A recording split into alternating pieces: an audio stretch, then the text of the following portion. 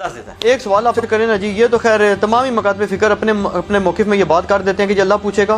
یہ اب قیامت والے دن کیا یزید معاویہ رضی اللہ عنہ کے بارے میں یہ سوال قیامت والے دن ہوگا آپ سے؟ بالکل ہوگا سوال، ہم سے ہوگا سوال، کیوں نہیں ہوگا سوال؟ سوال ہوگا. کس طرح ہوگا؟ کہ اگر ان لوگوں کی سپورٹ میں آ کے ہم سیدنا حسین کے ساتھ بغض رکھتے ہیں جو پریکٹیکلی ان لوگوں نے رکھا ہوا ہے، چڑھتے ہیں حسین کے نام سے، علی کی تعریف ہو جائے تو چہرے لٹک جاتے ہیں، تو یہ تو منافقت کی طرف جا رہے ہیں. بغض اہل بیت آٹومیٹکلی ان کے اندر آ جاتا ہے. حسین اور یزید کی محبت ایک دل میں جمع نہیں ہو سکتی ہے، نیور، یہ جمع ہو ہی نہیں سکتی. تو بغض اہل بیت اگر کسی کے دل میں آ گیا تو دوزخ میں گیا نا.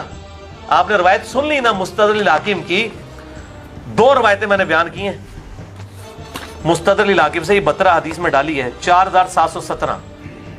اللہ کی قسم ہم اہل بیت سے جو بغض رکھے گا اللہ اسے ضرور دوزخ میں داخل کرے گا.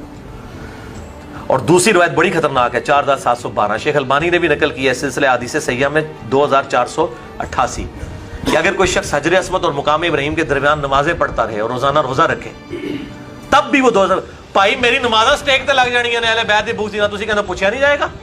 بالکل پوچھا جائے گا. کیوں نہیں پوچھا جائے گا؟ بالکل پوچھا جائے گا. اور یہ جو تعویلات کرتے ہیں نا، آپ خود دیکھیں. ہاں ہمیں پوچھا جائے گا کہ آپ نے حق کا ساتھ کیوں نہیں دیا؟ میرے حسین کے خلاف لوگ کھڑے ہو رہے تھے، تم نے حسین کا دفاع کیوں نہیں کیا؟ تم نے حق کا ساتھ کیوں نہیں دیا؟ المستدرک الحاکم میں حدیث ہے صحیح سند کے ساتھ کہ سید الشہداء حمزہ ابن عبد المطلب ہے، یا پھر سید الشہداء وہ ہے جو جابر حکمران کے سامنے کلمہ حق بلند کرے. اسی کے تحت ہم حضرت حسین کو سید الشہداء کہتے ہیں. اے بھی کہنے نے سید الشہداء کی تو کٹ لیا، حضرت حسین سید الشہداء ہیں. اس طریقے سے ہم بھی سید الشہداء ہو سکتے ہیں کہ ہم ان ناسبیوں کے مقابلے پہ حضرت علی اور حسین کی شان کو بلند کر رہے ہیں. ٹھیک ہے نا جی؟ جو لوگ ان کی گرانے کی کوشش کر رہے تھے تو ہم ان کے مقابلے پہ کھڑے ہوئے ہیں. صحیح مسلم میں حدیث ہے، اس میں نے ڈالی ہے کہ اگر تم برائی کو دیکھو ہاتھ سے روکو، ہاتھ سے نہیں روک سکتے زبان سے روکو، زبان سے نہیں روک سکتے تو دل میں برا جانو. اور ذالک اضعف الایمان، صحیح مسلم کتاب الایمان 177 اور 179 نمبر حدیث.